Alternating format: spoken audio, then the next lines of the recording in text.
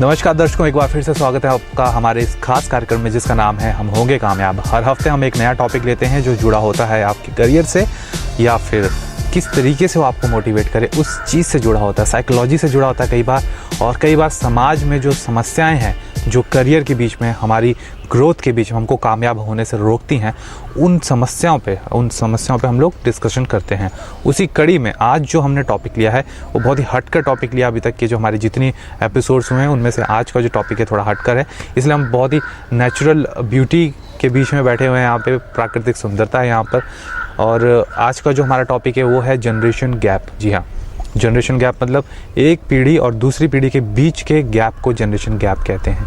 ये गैप उम्र का तो चलिए होता ही है क्योंकि दूसरी जनरेशन छोटी ही होती है, लेकिन ये गैप कहलाता है उनके मानसिक लेवल का, या जो उनकी सोच होती है और जो कॉन्फ्लिक्ट पैदा होते हैं उन सोच के बीच में, उसी को जनरेशन गैप कहा जाता है। बड़े लोग कहते हैं कि बच्चे हमारी बात नहीं सुनते, बच्चे कहते हैं कि जो बुज़ुर्ग हैं या हमारे माता पिता है ये हमारी सुनते नहीं हैं और इनका अपना अलग ही कॉन्सेप्ट रहते हैं।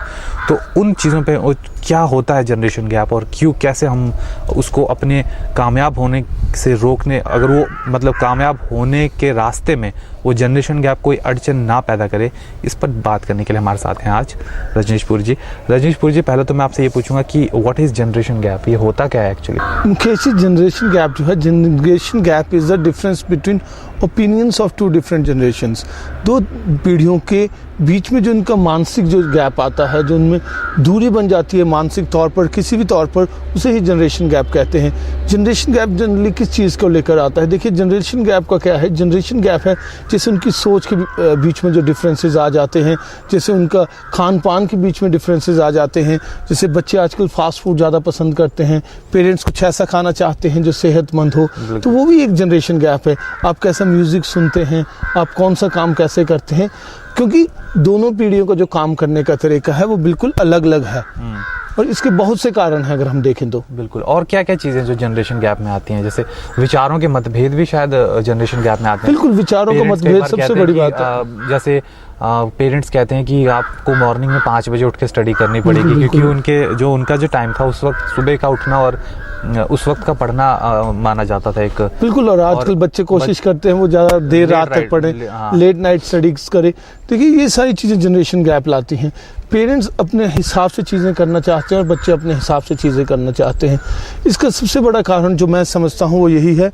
इसका सबसे बड़ा कारण मुकेश जी ये है कि आप देखिए कि अगर हम पिछली 5-7 पीढ़ियों की बात करें, पिछली 5-7 पीढ़ियों पर जाएं तो उसमें हम देखते हैं कि उनमें इतना जनरेशन गैप नहीं था। लेकिन जो ज़्यादा जनरेशन गैप आ रहा है वो पिछले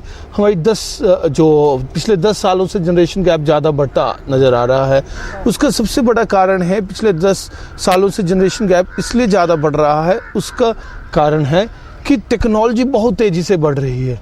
अगर आप 10 साल या 20 साल पहले की बात देखें तो उस समय टेक्नोलॉजी जो थी वो इतनी तेज़ी से नहीं बढ़ रही थी, एडवांस नहीं थी और पेरेंट्स और बच्चों में जो था वो उतना जनरेशन गैप नहीं था, आइडियाज़ में गैप नहीं था, रहने के तरीके में उनका इतना गैप नहीं था। आज बच्चों का लिविंग स्टाइल अलग है, पेरेंट्स का लिविंग स्टाइल अलग है, तो वो भी बहुत बड़ा जनरेशन गैप लेकर आता है। तो मुझे लगता है टेक्नोलॉजी जो है वो सबसे बड़ा कारण इसका बन चुकी है जनरेशन गैप का। और ये ज़्यादा समस्या जो आ रही है पिछले 10 सालों से ही आ रही है। आप देखते हैं कि बच्चे ज़्यादा एक्सट्रोवर्ट हो गए हैं, बच्चे ज़्यादा शो ऑफ वाली बात सबसे पहले मैं बोलना चाहूँगा। देखिए, बच्चों में ज़्यादा शो ऑफ है और पेरेंट्स आज भी उन्हीं ट्रेडिशनल चीज़ों से जुड़े हुए हैं, क्योंकि जो बदलाव हो रहा है बेसिकली वो इतनी तेज़ी से हो गया कि मुझे लगता है कि पेरेंट्स अपने आप को उस बदलाव के साथ अडॉप्ट नहीं कर पाए, उस बदलाव के साथ नहीं बदल पाए। लेकिन जो बच्चे आज से 10-15 साल पहले पैदा हुए हैं वो उस बदलाव के साथ ही पैदा हुए हैं। तो ये भी एक बहुत बड़ा कारण बन गया है हमारे बीच में जनरेशन गैप का। और जनरेशन गैप से बहुत सी प्रॉब्लम्स फैमिली में आती हैं, वो तो आप सोच भी नहीं सकते। और ये हमें कई बार ऐसा होता है कि बच्चों को कामयाब बनने से रोकता है और बहुत बड़े मतभेद बच्चों और पेरेंट्स में पैदा कर देता है। पूरी जी, ये बताइए फिर कि हमने ये टॉपिक आपने क्यों चुना आज के लिए? क्योंकि हम हमेशा तो हम इंटरव्यू या किस तरीके से अपने करियर का वो कर रहे हैं, लेकिन आज ये टॉपिक थोड़ा सा हट कर है, क्यों आपने इसको सिलेक्ट किया? उसका सबसे बड़ा कारण ये है कि आजकल आप देखिए मेरे संस्थान में बहुत से लोग क्लासेस के लिए आ रहे हैं, तो मैं देखता हूँ जैसे पेरेंट्स और बच्चे साथ में आते हैं तो पेरेंट्स की अलग से एक्सपेक्टेशंस हैं बच्चों से और बच्चों की पेरेंट्स से अलग से एक्सपेक्टेशंस हैं। इसमें क्या होता है मैं आपको बताता हूँ क्या है कि पेरेंट्स कहते हैं कि बच्चे हमारी बात नहीं मानते, बिल्कुल। और बच्चे कहते हैं कि पेरेंट्स हमें मिसअंडरस्टूड करते हैं, हमें समझ नहीं पाते। और मुझे उस समय लगा कि ये जनरेशन गैप जो है ये हमारे देश में बढ़ता ही जा रहा है। जैसे जैसे टेक्नोलॉजी जितनी तेज़ी से बढ़ेगी, मुझे लगता है जनरेशन गैप भी उतनी तेज़ी से बढ़ता जाएगा। तो मुझे लगा कि क्यों ना हम आज जनरेशन गैप के ऊपर ही बात करें, ताकि बच्चों का और पेरेंट्स का भी एक सही मार्गदर्शन किया जा सके कि ये बहुत बड़ी समस्या नहीं है अगर हम इसे बैठ के सुलझाना चाहें, अगर इस पर हम थोड़ा सा भी ध्यान दें। सिर्फ कोशिश हमें क्या करनी है, हमें ये कोशिश करनी है कि थोड़ा 2 कदम बच्चे चले और 2 कदम माता पिता चले, तो ये गैप अपने आप ही खत्म हो जाएगा। और ये मेरे को लगता है सिर्फ हमारे देश की समस्या नहीं है, ये दुनिया के तमाम देशों की समस्या है। बिल्कुल, ये सभी देशों की समस्या। आप देखेंगे कि पेरेंट्स बच्चों के ऊपर कई बार इसी वजह से चिल्लाते हैं, बच्चे चिल्लाना शुरू कर देते हैं, पेरेंट्स और बच्चों के बीच में झगड़ा शुरू हो जाता है। तो ये हर देश की बात है, हमारे ही देश की बात नहीं है। और ऐसा नहीं कि ये छोटे शहरों में है या गाँवों में है, बड़े शहरों में। आज तो अगर आप देखेंगे कि टेक्नोलॉजी की वजह से आज टेक्नोलॉजी हर किसी की उंगलियों पर है, चाहे आप गांव में हो, चाहे आप दिल्ली में बैठे हो, चाहे आप किसी बड़ी मेट्रो में बैठे हैं। आज अब किसी भी जगह पर हैं, इस चीज़ का कोई फ़र्क नहीं पड़ता। हर किसी के पास जो नॉलेज है, मीडिया है, हर चीज़ अवेलेबल है। बिल्कुल। और इसी चीज़ ने इस चीज़ को बढ़ा के रखा हुआ है। हाँ, ये काफ़ी सारी समस्याएं हैं। और मैं आपको बताऊं दर्शकों, अगर आपके घर में भी कोई ऐसी समस्या है तो आपको ये टेंशन लेने की ज़रूरत नहीं है। अगर आपके मॉम डैड आपसे, आप माता पिता कुछ ज़्यादा एक्सपेक्टेशन कर रहे हैं तो उनकी एक्सपेक्टेशन को समझिए। लेकिन हाँ, ये ज़रूर है कि एक उनको बताइए कि आपको क्या पसंद है, क्या नहीं पसंद है। और दूसरी बात कि कई बार जो जनरेशन गैप है वो वहीं से टीनेज, जो हमारी टीनेज होती है वहाँ से ज़्यादा शुरू होता है क्योंकि उस वक्त ये बात सभी पेरेंट्स को समझनी पड़ेगी। जब आपका बच्चा टीन एज में, जब उसके उम्र के पीछे TEEN लगा, जैसे 13, 14, 15, 16 टिल 19, तो उस वक्त आप ये मानकर चलिए कि बच्चे थोड़ा सा आपकी बातों से डेविएट करेंगे। इसमें आपको घबराने की कोई बात नहीं है, आपका बच्चा कोई बिगड़ नहीं रहा है। हाँ, लेकिन अगर आप तरीके दूसरे इस्तेमाल करने लग जाएंगे, समझने की कोशिश करनी चाहिए, और अगर आप उस वक्त ज़्यादा प्रेशराइज करेंगे, दबाव डालेंगे तो हो सकता है कि वो बच्चा, उसका मानसिक विकास उस तरीके से ना हो सके। बिल्कुल। आगे वो गैप और बढ़ता है। एक्चुअली उस समय क्या होता है, बच्चे में लेवल ऑफ मैच्योरिटी जो होता है थोड़ा कम होता है। हाँ। अगर हम बच्चे को उस समय एक मैच्योर मैनर में नहीं सुनेंगे तो बच्चे ये सोचते हैं कि हमें लाइटली लिया जा रहा है, और कहीं ना कहीं इस वजह से उनका सेल्फ कॉन्फिडेंस भी बहुत गिरता है। बिल्कुल। हमें क्या चाहिए, हमें बच्चों पे सीधा उन्हें ऑर्डर नहीं देना चाहिए, बेटा आप ऐसा करो वैसा करो। पहले हमें क्या है, पहले हम बच्चों की बात सुने, उनकी बच्चों की बात सुने, और उन्हें इस बात को समझाने की कोशिश करें कि बेटा जो आप कर रहे हो वो किस लिए गलत है। आज बच्चे हर चीज़ का कारण चाहते हैं, रीज़न चाहते हैं कि कोई भी चीज़ ऐसे है वो क्यों है। बिल्कुल। तो आप उसका कारण दीजिए, बच्चों को समझाइए, और उन्हें ये भी आवाज़ कराइए कि हमें जीवन के बारे में उनसे ज़्यादा एक्सपीरियंस है। बिल्कुल। और ये वो नहीं कह रहे, ये उनका जीवन का एक्सपीरियंस बोल रहा है। अगर हम बच्चे को ये बात समझाने की कोशिश करेंगे तो मुझे लगता है अवश्य ही बच्चे इस बात को समझ जाएंगे। अच्छा पुरी जी, और क्या कारण हो सकते हैं जनरेशन गैप के और आज के दौर में? जैसे वैसे हमने बात की जैसे कि टेक्नोलॉजी का काफ़ी एडवांसमेंट हुआ है, और क्या रीज़न हो सकते हैं?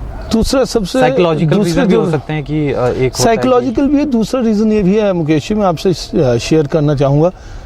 अभी क्या है, अभी आप छोटे शहरों से बच्चे बड़े शहरों में पढ़ने जा रहे हैं। बिल्कुल। तो वहाँ का लाइफस्टाइल, वहाँ के लाइफ स्टैंडर्ड्स, वहाँ की सारी चीज़ें देख रहे हैं, और वो अपने आप को बड़ी जल्दी उस लाइफस्टाइल में ढाल रहे हैं। फिर वो उसी लाइफस्टाइल में जीना चाहते हैं। और कई बार इसका ये भी कारण होता है कि बच्चे वापस अपने घर नहीं आना चाहते, क्योंकि वो ज़्यादा अट्रैक्ट हो जाते हैं उस लाइफस्टाइल के लिए, उन लाइफ स्टैंडर्ड्स के लिए। और वो चीज़ भी बहुत बड़ा जनरेशन गैप आज पेरेंट्स और बच्चों के बीच में ला रही है।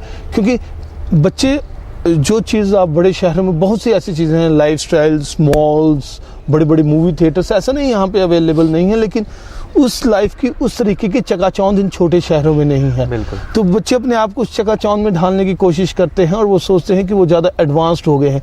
बेसिकली जो हमारी आज की जनरेशन है, जो मैं समझता हूँ, वो बाहर से दिखावे की तरफ से ज़्यादा एडवांस्ड हो रही है, वो अंदर से अपने आप को एडवांस नहीं कर रही। तो वो भी एक कारण है कि जनरेशन गैप बढ़ता जा रहा है। क्योंकि देखिए हमको अंदर से मजबूत होना बहुत ज़रूरी है। आपके पास आइडियाज़ होंगे, आपके पास नए आइडियाज़ होंगे तो आप दुनिया में बहुत कुछ कर सकते हैं। आपको नौकरी समझ होना बहुत जरूरी है, और आपको जॉब ढूंढने की जरूरत नहीं, आप जॉब क्रिएटर बन सकते हैं। आज की डेट में हमारी जो गवर्नमेंट है वो भी सरकार भी ऐसा चाहती है कि हम startup India project skill India project शुरू किया। तो दे वांट अस कि हम लोग अपने आप स्किलफुल बने अंदर से, और स्किलफुल हम तभी बन पाएंगे जब हमारे अंदर आइडियाज़ होंगे, नए आइडियाज़ को अपनाने की क्षमता होगी, और डिफरेंट चीज़ें हम करेंगे लाइफ में। और डिफरेंट टाइप के जो चीज़ें हमारे लिए ज़रूरी हैं, ना सिर्फ दिखावे, ना सिर्फ शो ऑफ में, सिर्फ उस चीज़ों में नहीं जाना है हमने। हमने जड़ से जुड़े रहना बहुत जरूरी जड़ से जुड़े रहना और बहुत जब तक जरूरी है। एक पेड़ एक जड़ से नहीं जुड़ेगा वो मजबूत नहीं हो मजबूत नहीं हो सकता। पाता। अब मैं ये नहीं कहता बच्चों को कि आप मत फैलिए, आप ज्यादा चीजें ना सीखिए, पर आप अपनी जड़ों से जुड़े जड़ों रहिए। से जुड़े रहिए।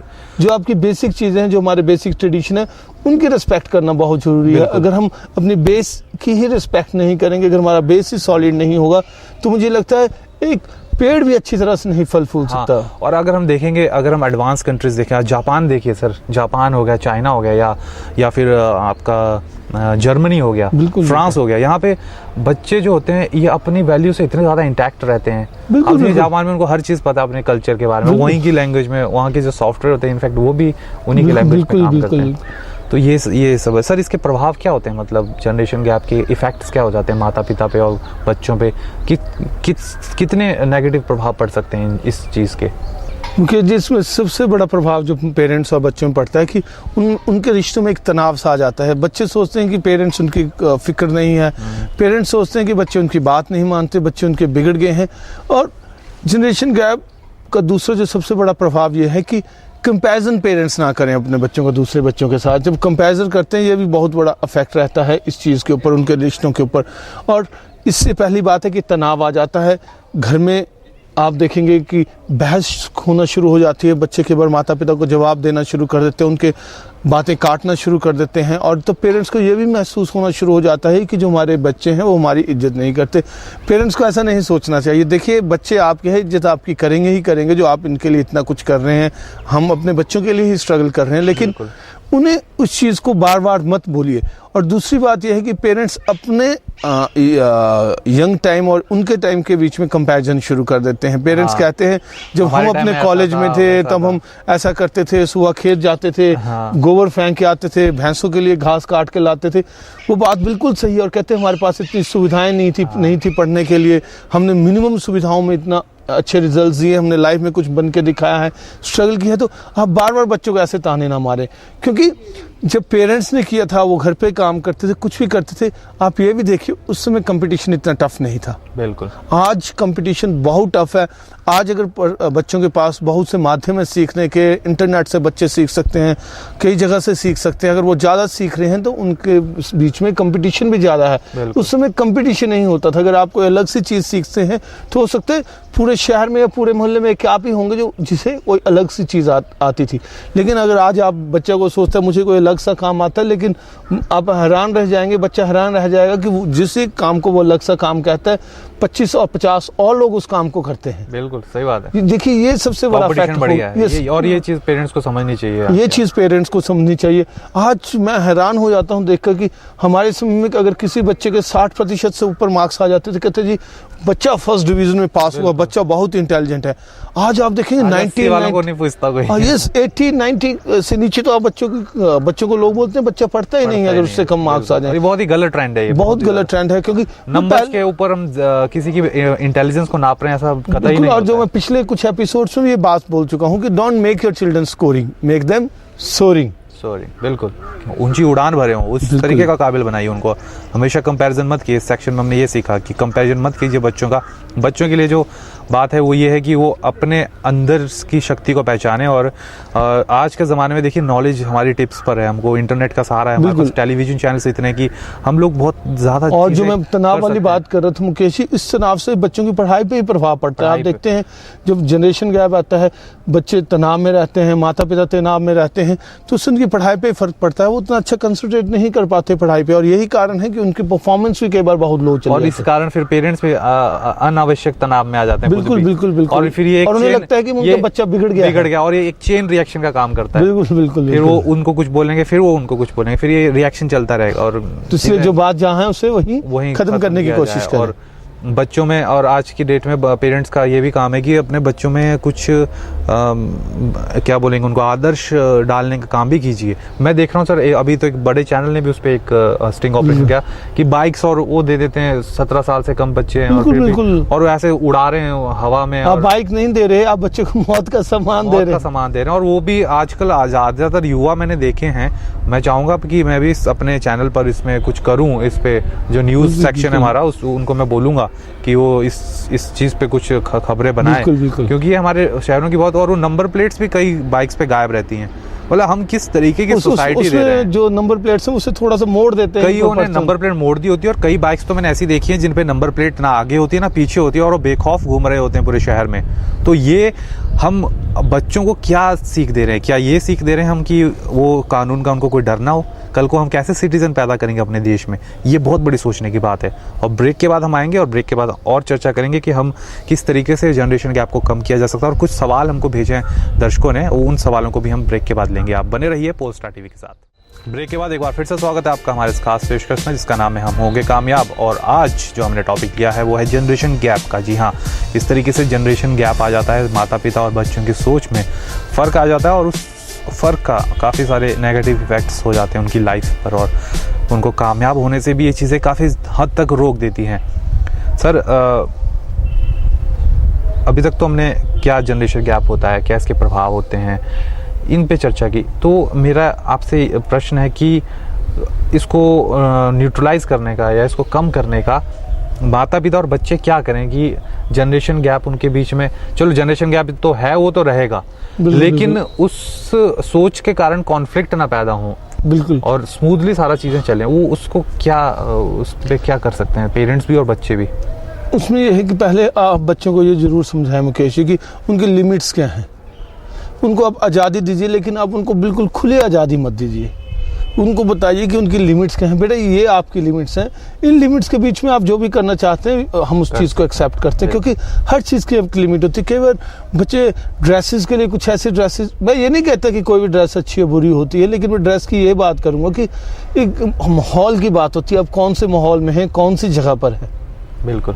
तो पेरेंट्स को बच्चों को वो समझाना चाहिए कि बेटा आप वैसे माहौल में तो आप वैसे ड्रेसेस डालिए। हमें को ज़्यादातर जो जनरेशन गैप आता है पेरेंट्स और बच्चों में प्रॉब्लम, वो ड्रेसेस के लिए बहुत ज़्यादा प्रॉब्लम्स आती है। तो आप उन्हें समझाइए कि अगर आप वैसे माहौल में हैं तो आप कुछ भी डालिए, कोई प्रॉब्लम ही नहीं है, कोई इश्यू नहीं है। हाँ, लेकिन आप अपने आप को माहौल के हिसाब से ढालिए, और उनके लिए आप एक लिमिट सेट कर दीजिए।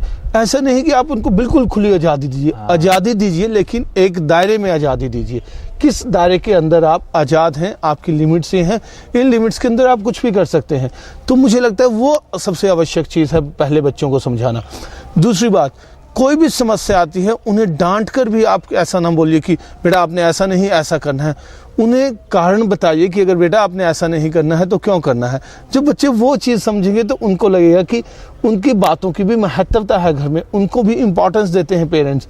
क्योंकि जब हम डांट के सीधा बच्चों को बोलते हैं बेटा क्या कर रहे हो, ऐसा नहीं ऐसा करो, उससे प्रॉब्लम्स करते हैं। बच्चे सोचते हैं कि पेरेंट्स हमारी बात नहीं समझते, हमें कोई इंपॉर्टेंस नहीं देते, पेरेंट्स को पता ही नहीं कि क्या करना है क्या नहीं करना है। मैं वो कहता हूँ आप सुनिए, उनकी हर बात सुनिए, उनसे पूछिए उनकी प्रॉब्लम्स क्या हैं। अगर आपको लगता है कोई बात गलत है तो उन्हें समझाने की कोशिश कीजिए कि कोई बात गलत है तो किस लिए है। और आज बच्चों के साथ फ्रेंडली रहना बहुत ज़रूरी है, क्योंकि मैं चैनल वी पे जो गुमराह सीज़न और वो शब्द मैंने 1-2 बार देखा, तो मुझे लगा कि उसमें सबसे ज़्यादा प्रॉब्लम जो आती हैं, पेरेंट्स माँ बाप से बातें शेयर करने से डरते हैं। बिल्कुल। तो जो बच्चे हैं वो उनको पेरेंट्स का बिल्कुल मतलब वो ऐसा बनाए बच्चों को कि वो डरे ना। पेरेंट्स से माँ बाप से वो कुछ भी शेयर करने से डरना। बच्चे इसलिए डरते हैं क्योंकि कई बार आप उनकी जो चीजें होती हैं, कोई गलतियां होती हैं, उस पर आप ओवर रिएक्ट कर देते हैं। बिल्कुल ओवर रिएक्ट नहीं करना चाहिए, रिएक्ट जरूर करें। मैं एक और चीज शेयर करना चाहूंगा, आपके बच्चे में कोई प्रॉब्लम है, कुछ भी है, उन्हें पब्लिकली ना बोलिए। क्योंकि पहले बच्चों में इतना ज़्यादा आत्मसम्मान नहीं होता था, क्योंकि घर में 5-6 बच्चे होते, अगर आप बच्चों को डांट भी देते थे, थप्पड़ भी मार देते थे, तो बच्चे शाम को फिर से वैसे हो जाते थे। लेकिन आज बच्चे अपनी वो कहते हैं सोसाइटल ईगो लेकर चल रहे हैं, अपना प्राइड, उनका सोसाइटल प्राइड जो है आज बच्चों का बहुत ज़्यादा है, कि उनके दोस्तों में, मित्रों में उनका एक अपनी ही इज्जत है, वो हर जगह हर मतलब तो कभी आप रही है। बिल्कुल, तो कभी आप उनको समझाइए, घर में ले जाके बंद कमरे में समझाइए उन्हें। बच्चों को आप ऐसा मत करिए कि आप सबके सामने डांटना शुरू कर दीजिए। और एक बात और मैं कहना चाहूँगा, बच्चों को अप्रिशिएट करिए, लेकिन उनको फेक सेंस ऑफ अचीवमेंट मत दीजिए। आपका अच्छा लायक है, इंटेलिजेंट है, उसे बताइए कि इंटेलिजेंट है, आप और अच्छा क्या कर सकते हैं, कैसे कुछ कर सकते हैं, लेकिन उन्हें फेक सेंस ऑफ अचीवमेंट मत दीजिए। आजकल मैंने देखा है ज़्यादातर पेरेंट्स का बच्चा अगर थोड़ा सा किसी चीज़ में अच्छा है, पेरेंट्स उसे इतना बढ़ा चढ़ा कर कहते हैं, तो वो चीज़ भी कहीं ना कहीं बच्चों में एक अलग सी भावना लेकर आती है, और उसमें से भी मुझे लगता है कि परफॉर्मेंस बच्चे की नीचे जाती है। और कहीं ना कहीं आगे चलकर ये छोटी छोटी चीज़ें हैं, लेकिन कहीं ना कहीं आगे चलकर ये चीज़ें भी जनरेशन गैप को बढ़ाती हैं। और दूसरी बात, ऐसा भी नहीं करना चाहिए कि अगर वो कोई अच्छा काम करे तो उसको अप्रिशिएट ना किया जाए, उसको अप्रिशिएट भी करना चाहिए। बिल्कुल, पर मैंने कहा हर चीज़ की लिमिट होती है। यस, हर चीज़ का एक दायरा होना बहुत जरूरी है। अगर आप कोई भी काम दायरे में नहीं करते, आप दायरे से बाहर करते हैं, तो उसके दुष्परिणाम तो आएंगे ही आएंगे।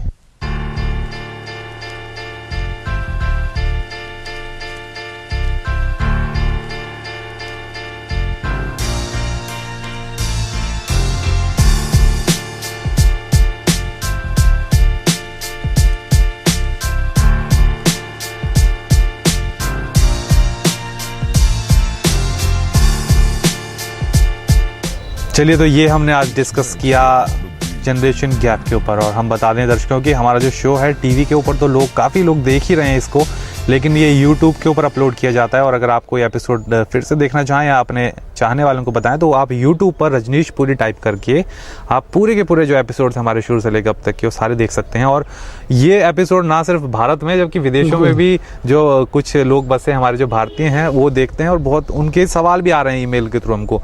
उन्हीं में से कुछ सवाल हमने आज लिए हैं, और कुछ तो जो दुबई का सवाल है, सबसे पहले हम इंटरनेशनल सवाल ही लेते हैं। ये राजेश हैं दुबई से, और इन्होंने मेल पे पूछा है कि लोग कंप्यूटर एजुकेशन को इतना बढ़ावा क्यों दे रहे हैं आज के समय में। तो ये काफ़ी कंफ्यूज है सर, ये कंप्यूटर एजुकेशन से लेकर। बिल्कुल राजेश जी, मैं आपको यही बताना चाहूँगा कि आज हर चीज़ कंप्यूटराइज है, हर चीज़ कंप्यूटर पे डिपेंडेंट है, इसलिए सब लोग कंप्यूटर एजुकेशन पे बढ़ावा दे रहे हैं। लेकिन मैं आपसे एक और बात शेयर करना चाहूँगा। मुझे लगता है लोग कंप्यूटर एजुकेशन को बढ़ावा तो दे रहे हैं, लेकिन सही तरीके से नहीं दे रहे। अगर आप कोई भी कंप्यूटर कोर्स करना चाहते हैं, कुछ भी करना चाहें, आप कृपया उसे सर्टिफिकेट के लिए मत कीजिए।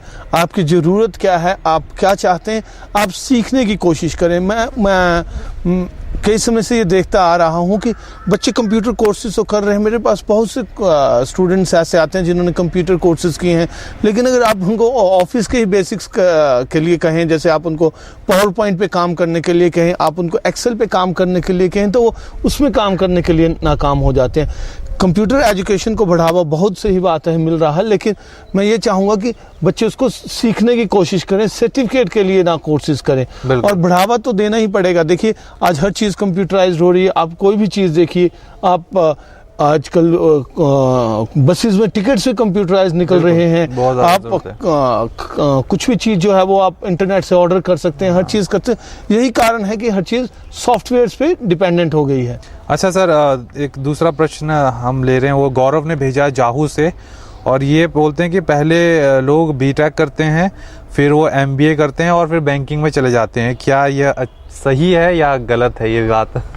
वैसे अक्सर देखा गया है ये चीज़। देखिए, अगर ये चीज़ वैसे मैं बताऊं, जैसे आईआईटी की सीट्स भी ले लें, एनआईटी इतना प्रतिष्ठित कॉलेज है, आईआईटी हो गए, उसकी सीट पे वो लोग जाते हैं, और गवर्नमेंट इतना ज़्यादा खर्चा करती है कि वो इंजीनियर बने देश के लिए। उसके बाद वो एमबीए का एग्जाम देते हैं, और वो किसी फॉरेन के बैंक में जाके, अगर आपने बैंक में मैनेजर ही बनना था तो आपने इंजीनियरिंग क्यों की? देखिए, मैं कहता हूँ, देखिए गौरव जी, कोई भी पढ़ाई है वो बेकार नहीं होती। बेसिकली हम जो पढ़ाई करते हैं वो एक एक्सपोजर के लिए, एक मेंटल एबिलिटीज़ डेवलप करने के लिए करते हैं। अगर जो देखिए, जब आप एमबीए की बात कर रहे हैं, अगर आप देश के सबसे ज़्यादा प्रतिष्ठित विद्यालयों की बात, एमबीए स्कूल्स की बात करें, तो देखिए आईआईएम से ऊपर कोई नहीं है। लेकिन आप आईआईएम्स में देखेंगे ज़्यादातर लोग इंजीनियर ही जा पाते हैं, और वो अच्छी तरह, क्योंकि उनका स्कोर बहुत अच्छा रहता है। बिल्कुल, क्योंकि वो जो ये कोर्सेज है हमारी, ये नहीं कि हमें एजुकेशन देते हैं, हमारी मेंटल एबिलिटी को बहुत अच्छे तरीके से डेवलप करते हैं। और यही कारण है आज आप बैंकिंग में भी देखेंगे बहुत से बीटेक ग्रेजुएट जो हों वो बैंकिंग में जा रहे हैं। तो वो किस लिए कि उनकी मेंटल एबिलिटी जो हो उस लेवल तक डेवलप हो जाती है। अगर देखिए, अगर उसके बाद किसी की इच्छा करती है कि मुझे बैंकिंग में जाना है, उस फील्ड में जाना है, तो मुझे लगता है इसमें कोई बुराई नहीं है। क्योंकि हमारे देश में प्रॉब्लम सबसे बड़ी है कि हम कोर्स कर लेते हैं, उसके बाद हम सोचते हैं कि हमारा इंटरेस्ट किस चीज़ में था। सही बात है ना, अगर आप पहले ही इस चीज़ को समझ लेते हैं तो हो सकता है आपको बीटेक और वो चीजें करने की जरूरत ना हो, तो आप शुरू हो से सकता है आपको पेंटर ही बनना हो। बिल्कुल आप शुरू से वो अपने आप को स्ट्रीमलाइन करके अपनी मेंटल एबिलिटीज को डेवलप कर लेते हैं। पर इसमें कोई, मुझे नहीं लगता इसमें कोई बुरी बात है अगर आप एमबीए करके या बीटेक करके आप बैंक में नौकरी करते हैं, क्योंकि अगर आप वैसा करते हैं तो मुझे लगता है आप ज़्यादा कुशल होकर, ज़्यादा सक्षम होकर वहाँ काम कर पाएंगे। ये बात भी है, लेकिन ये है कि अगर पहले से गोल क्लियर हो तो आप और अच्छा कर सकते हैं। बिल्कुल बिल्कुल। और ये भी हो सकता है कि वो जो सीट हो किसी और डिजर्विंग कैंडिडेट जो एक्चुअल में इंजीनियर बनना चाहता हो उसको मिल जाए। अच्छा सर, ये दीपक जाहू से फिर से जाहू से प्रश्न है, इन्होंने यार टाइम सभी कामों के लिए कैसे मैनेज किया जाए, टाइम मैनेजमेंट का सवाल पूछ रहे हैं। देखिए दीपक जी, मैं आपको इसका एक ही जवाब देना चाहूँगा। पहले आप जो भी काम करना चाहते हैं उसकी एक प्रायोरिटी लिस्ट बनाइए कि आपके प्रायोरिटी किन कामों के लिए है। आप पहले उन कामों को ख़त्म कीजिए, और जब आपको लगता है जो प्रायोरिटीज़ में नीचे हैं आपके काम, उनको आप बाद, अगर आपको समय मिलता है तो उनको बाद में करिए। लेकिन लाइफ में एक प्रायोरिटी सेट करना बहुत ज़रूरी है कि आपको लाइफ से चाहिए क्या। ज़्यादातर लोग अच्छा इसलिए काम नहीं कर पाते क्योंकि उनकी लाइफ में प्रायोरिटीज़ ही नहीं होती, वो हमेशा कंफ्यूज रहते हैं। और जब आप अपनी एक प्रायोरिटी सेट कर लेंगे तो आपकी लाइफ में आधे से ज़्यादा कंफ्यूजन तो वैसे ही खत्म हो जाएंगे। बिल्कुल। और ये है सुजानपुर के पास करोड़ से किरण ने सवाल पूछा है कि डर को कैसे दूर भगाया जाए और इससे हम कंफ्यूज हो जाते हैं और परफॉर्मेंस और नीचे चली जाती है, कंसंट्रेशन भी पूरी हो जाती है। जो एक फियर रहता है, एक डर रहता है लोगों में किसी भी चीज़ का, फेलियर का ले लें चाहे किसी भी और चीज़ का डर रहता है, तो ये डर को ओवरकम कैसे किया जाए? बहुत अच्छा सवाल है इनका भी। ये बहुत बढ़िया सवाल है। जैसे आप ये प्रश्न बोल रहे थे, मुझे ये क्वेश्चन आप मेरे से पूछ रहे थे, मुझे अपनी 6th-7th की संस्कृत का एक श्लोक याद आ गया। उसका मेरे को हिंदी में याद है, मैं बताऊंगा। उसमें लिखा था कि डर से हमें तब तक ही डरना चाहिए जब तक डर हमारे से दूर हो, डर के समीप आते ही जो भी उचित हो वो कर देना चाहिए। तो किरण जी, ये तो आप, मुझे लगता है इस बात को तो आप समझ ही गई होंगी, लेकिन किरण जी मैं एक और बात आपको कहना चाहूँगा। जिस चीज़ से आपको डर लगता है उसे आप निडर होकर एक बार करने की कोशिश कीजिए। आप अगर डरते हुए करते हैं तब भी कोई प्रॉब्लम नहीं है। किरण जी, आप उस काम को करने की कोशिश कीजिए। जिस चीज़ से आपको डर लगता है उसे बार बार करने की कोशिश करें। जैसे ही आप उस काम को बार बार करने की कोशिश करेंगे तो आपका डर स्वतः ही कम होता जाएगा। लेकिन आपको वो कोशिश करना बहुत जरूरी है। और उन्होंने एक और क्वेश्चन पूछा था कि हम डर की वजह से कंफ्यूज हो जाते हैं। देखिए, पहली बात है कि अपने मन से जब आप फेलियर का डर निकाल देंगे तो कंफ्यूजन अपने आप ही दूर हो जाएगी। ज़्यादातर लोगों में कंफ्यूजन इसलिए आती है क्योंकि उनके मन में फेलियर का डर होता है। देखिए, असफलता का डर होता है। आप असफलता के डर को अपने मन से निकाल दीजिए। जब आप वो निकाल देंगे तो आप देखेंगे कि खुद ब खुद ही चीज़ें जो हैं सही होती जाएंगी और आप में कॉन्फिडेंस लेवल बढ़ता जाएगा। और एक और उन्होंने बात पूछी थी कि हमारी परफॉर्मेंस लो क्यों होती जाती है, डर की वजह से परफॉर्मेंस लो हो जाती है। देखिए, जब आप परफॉर्मेंस इसलिए लो होगी, जब आप नर्वस होंगे, आप में डर होगा, तो आप अपना बेस्ट दे ही नहीं पाएंगे। आप एक काम कीजिए, आप जब भी किसी ऐसी स्थिति में हो, आप हार या जीत की चीज़ जो है, इस सफल या असफलता को अपने दिमाग से निकाल दीजिए। आपने ये सोचना है कि मैं ये काम कर रही हूँ, मैं अपने बेस्ट एफर्ट्स डालूंगी और देखूंगी कि मैं बेस्ट एफर्ट्स के साथ इसको कितनी निपुणता से कर सकती हूँ। जब आप वैसा करेंगे तो आप अवश्य ही अच्छे रिजल्ट पाएंगे और आप अवश्य जिंदगी में होंगी कामयाब। और एक और बात है कि जो डर होता है ना, 90% ऑफ द टाइम जो डर होता है, सिर्फ 10% डर आपके रियल हो सकते हैं, लेकिन जो 90% डर होते हैं वो एक इल्यूजन होते हैं, एक भ्रम होता है। बिल्कुल, इस तरह साइकोलॉजिकल होता है कि मैं पास, अगर मैं कोई एग्जाम दे रहा हूँ तो मेरे को उसका जो रिजल्ट है उसका डर पहले रहेगा कि क्या मैं पास हो पाऊंगा कि नहीं। अभी वो भविष्य में वो चीज अभी वो आई भी नहीं है। और लोग मुझे कहते हैं कि ये चीज आजकल तनाव की वजह से हो रही है। देखिए, तनाव की वजह से नहीं है, ये देखो सदियों से चली आ रही है डर चीज। मुझे आज भी याद है, जब मैं छोटा बच्चा होता था, एग्जाम्स होते तो एक छोटा सा कीड़ा होता था, हम उसको यहाँ रखते थे और रेड कलर का पास या फेल। तो देखो, वो एक अब नई तरह का डर था। तो डर तो किसी भी स्थिति में हो सकता है, हमारे मन में डर तो रहेगा, पर वो बात लग है कि डर थोड़ा है या ज्यादा है। ये डर अच्छा भी रहता है। शाहरुख खान के लिए भी डर अच्छा था, डर फिल्म से उनको काफी कामयाबी मिली। बिल्कुल। तो ये था आज का हमारा कार्यक्रम। इसमें हमने कुछ क्वेश्चंस भी लिए और साथ ही हमने जनरेशन गैप के ऊपर चर्चा की। बहुत ही अच्छी चर्चा थी। अगर आपके भी कोई सवाल हैं, आप चाहते हैं कि हम उस सवाल का जवाब इस अपने शो में दें, पूरी जी उसका जवाब देंगे, तो जो नंबर हम फ्लैश कर रहे हैं अपने टीवी स्क्रीन पर, उन नंबर्स पे आप क्वेश्चंस भेज सकते हैं, व्हाट्सएप कर सकते हैं और साथ ही आप यूट्यूब पे भी हमारा कार्यक्रम देख सकते हैं। बहुत बहुत शुक्रिया इस कार्यक्रम को देखने के लिए और आप लोगों को हमारी तरफ से बहुत बहुत विशेष कि आप कामयाब हों।